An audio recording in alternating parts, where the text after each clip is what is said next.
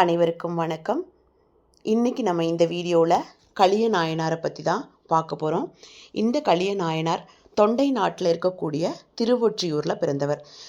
திருவொற்றியூர் அப்படிங்கிறது மிக அழகான ஒரு ஊர் அப்படிங்கிறத சொல்கிறாங்க. அங்கே நிறைய மரங்கள் பூத்து குலுங்குது, மலர்களால் பூத்து குலுங்குது.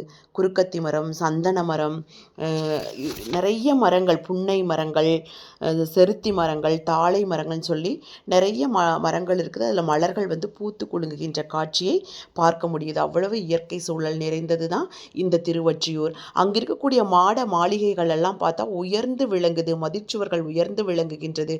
பார்க்கின்ற இடமெல்லாம் மாட மாளிகைகளாக இருக்குது. இதிலிருந்து என்ன தெரிஞ்சுக்க முடியுதுன்னா, அங்கே இருக்கக்கூடிய மக்கள் மிகுந்த செல்வாக்கோட வாழ்ந்தாங்க அப்படிங்கிறத தெரிஞ்சுக்க முடியுது. அத்தகைய மாட மாளிகைகள் நிறைந்த ஊராக அது இருக்குது. அங்கே இருக்கக்கூடிய தெருக்களை பார்த்தீங்கன்னா, தேர்கள் ஓடக்கூடிய வீதி, தேர்னாவே மிக பெருசாக இருக்கும். அப்போ தேர்கள் ஓடக்கூடிய வீதி அப்படிங்கும்போது அப்போ பெரிய அகன்ற வீதிகளாக இருக்குது அப்படிங்கிறதுக்காகவும், அதே சமயம் அங்கே இருக்கக்கூடிய வீதிகள் எப்பவுமே விழா கோலம் பூண்டதாக காட்சியளிக்குது அப்படின்னு சொல்கிறாங்க. அப்போ மக்கள் நிறைய பேர் போகிறதுனால அந்த இடம் எப்போ பார்த்தாலும் விழாக்கள் நடத்துவது போன்ற காட்சியை தருகின்றது. அந்த வீதிகள் அவ்வாறு காட்சியளிக்குது. அங்கே இருக்கக்கூடிய மடங்கள்லையும் தலங்கள்லையும் அன்னநடை மாதர்கள், பெண்கள் நடனமாடிக்கிட்டே இருக்கின்றாங்க. நடனமாடக்கூடிய காட்சியை நம்ம பார்க்க முடிகின்றது. அதுபோல் அங்கே இருக்கக்கூடிய மடங்களிலும் ஆலயங்களிலும் எந்நேரமும் செந்நெல்லான சாப்பாடு குவிச்சு வச்சுருப்பாங்க. அங்கே இறைவனை தரிசிக்க வரக்கூடியவர்களும், ஓய்வெடுப்பவர்களும், வயோதிகர்களும் அன்னதானம், உணவை உண்டு மகிழ்வார்கள். அந்த உணவை உண்டு இறைவனை வணங்கி மகிழ்ந்து செல்வார்கள். இத்தகைய காட்சியும் நம்ம அங்கே பார்க்க முடியும். அதே மாதிரி அங்கே இருக்கக்கூடிய பக்தர்களும் சிவ தொண்டர்களும் இறை வழிபாடு, திருவொற்றியூரில் இருக்கக்கூடிய சிவனை வழிபடக்கூடிய காட்சியை நம்ம பார்க்க முடிகின்றது. அதோடு மட்டும் இல்லாமல் அத்தகைய சிறப்பு வாய்ந்த இந்த திருவொற்றியூரில் சக்கரப்பாடின்னு சொல்லி ஒரு தெரு இருக்குது. அந்த சக்கரப்பாடி தெரு யாருடைய தெரு அப்படின்னு சொன்னால், செக்கு எண்ணெய் ஆட்டும் தொழில் செய்வோருடைய தெரு தான் அந்த தெரு. அந்த தெருவில் தோன்றியவர் தான் இந்த கலிய நாயனார். இவரும் அந்த செக்கார் மரபில் தோன்றியவர். இவர் மிகச்சிறந்த ஒரு சிவ தொண்டர், சிவ பக்தர். இவர் என்ன செய்வார் அப்படின்னு சொன்னால், இவர் மிகுந்த அந்த தெருவில் இருக்கக்கூடிய அனைவருமே ஒரு மிகுந்த செல்வாக்கு மிகுந்தவர்கள். அப்படிப்பட்ட செல்வ செழிப்பை இவர் எதற்கு பயன்படுத்துகிறார்னா, திருவொற்றியூரில் இருக்கக்கூடிய சிவபெருமான ஆலயத்தில் இரவும் பகலும் எந்நேரமும் சரி, கோயிலுக்கு வெளியிலையும் உள்ளேயும் திருவிளக்கேற்றக்கூடிய பணியை விடாமல் செஞ்சுக்கிட்டே இருப்பார். அது எவ்வளவு பெரிய துன்பம் வந்தாலும் சரி, எவ்வளோ பெரிய சோதனை வந்தாலும் சரி, அந்த திருவிளக்கேற்றக்கூடிய பணியை மட்டும் இவர் விடவே இல்லை. அப்போது இவருடைய இந்த திருவிளக்கேற்றக்கூடிய பணியை பார்த்து இறைவன் வியந்து அவரை சோதிக்கணும் அப்படின்னு சொல்லி நினைக்கிறாரு. அப்படி நினைக்கக்கூடிய பட்சத்தில் என்ன பண்ணுறாருன்னா, வறுமையை கொடுக்குறாரு. சிவபெருமான் கலிய நாயனாருக்கு வறுமையை கொடுக்குறாரு. கொஞ்சம் கொஞ்சமாக அவருடைய செல்வம் எல்லாம் குறைஞ்சிக்கிட்டே வருது.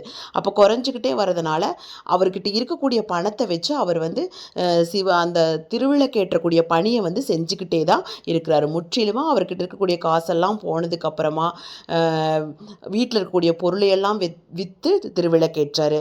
வீட்டையே விற்று திருவிளக்கேற்றாரு. அதுக்கப்புறமா அங்கே இவருடைய மரபில் வந்தவங்களாம் செல்வ செழிப்போடு எண்ணெய் ஆட்டி விற்கிற தொழிலை செய்வாங்க இல்லையா, அவங்கக்கிட்ட எண்ணெயை வாங்கி விற்று கொடுத்து அதில் வர காசை வச்சு திருவிளக்கேற்றுறார். கொஞ்ச நாள் ஆனோடனே அந்த வேலையும் அவருக்கு இல்லாமல் போயிடுது. அதுக்கப்புறம் பார்த்திங்கன்னா, அந்த மாடுகளை வச்சு செக்கு ஆட்டக்கூடிய தொழிலை, செக்கு ஆட்டும் வேலை, கூலி வேலை, அந்த வேலையை செஞ்சு அதில் வரக்கூடிய வருமானத்தை வச்சு திருவிளக்கேற்றார். கொஞ்ச நாள் ஆனோடனே அந்த வேலையும் இல்லைன்னு சொல்கிறாங்க. அப்போது எந்த வேலையும் இல்லாததுனால அவருக்கு கையில் பணமே இருக்க மாட்டேங்குது. அதை வச்சு அவருக்கு திருவிளக்கேற்றக்கூடிய பணியை, பொருள் இல்லாததுனால பணி செய்ய முடியலை. அப்போ என்ன பண்ணுறதுன்னு யோசிச்சுட்டு இவர் தன்னுடைய மனைவியை அழைத்து கொண்டு திருவொற்றியூர் வீதிகளில் வீதி வீதியாக போய் தன்னுடைய மனைவியை விற்கிறாரு, விலை பேசுகிறாரு. அப்போது விலை பேசி அதில் வரக்கூடிய வருமானத்தை வச்சு திருவிளக்கேற்றணும் அப்படின்னு நினைக்கிறாரு. அப்போது இப்படி வீதி வீதியாக மனைவியை விற்க போகும் பொழுது யாருமே விலை கூறியும் தனது மனைவியை வாங்குறதுக்கு தயாராக இல்லை. அதனால் இவருக்கு மிகுந்த மன உளைச்சல் ஏற்படுது. என்ன பண்ணுறதுன்னு தெரியாமல் ரொம்ப வருத்தப்படுறாரு. திருவிளக்கு ஏற்றாமல் நான் ஒரு நாள் கூட உயிரோடு இருக்கக்கூடாது, அதனால நான் இந்த திருவிளக்கேற்ற பணியை பணியை வந்து தொடர்ந்து செய்யணும். இல்லை, என்னால் வந்து திருவிளக்கு ஏற்ற முடியலன்னா நான் உயிர் வாழ கூடாது அப்படின்னு சொல்லி அவர் என்ன பண்ணுறாருன்னா, திருவிளக்கை ஏற்றும் பணிக்காக அந்த அகல் விளக்கையெல்லாம் வச்சுட்டு அதில் திரிய வச்சுட்டு தன்னுடைய கழுத்தையே அறுத்துக்கிறதுக்கு தன்னுடைய கழுத்தையே அறுக்கிறாரு. அந்த கழுத்தை அறுத்து அந்த ரத்தத்தை கொண்டு திருவிளக்கு ஏற்றணும் அப்படின்னு நினைக்கிறாரு. அப்போ அப்படி பொழுது சிவபெருமான் தோன்றுகிறார்.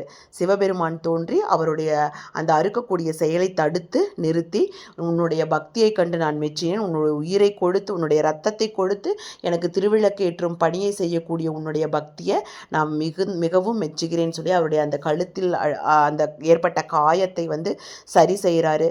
சரி செஞ்சதுக்கப்புறம் அவரை வந்து தன்னுடன் ஐக்கியப்படுத்தி கொள்கிறார். அவரோட சிவபதவி கொடுக்கிறாரு. இத்தகைய சிறப்பான கதை தான் கலியநாயனாருடையது.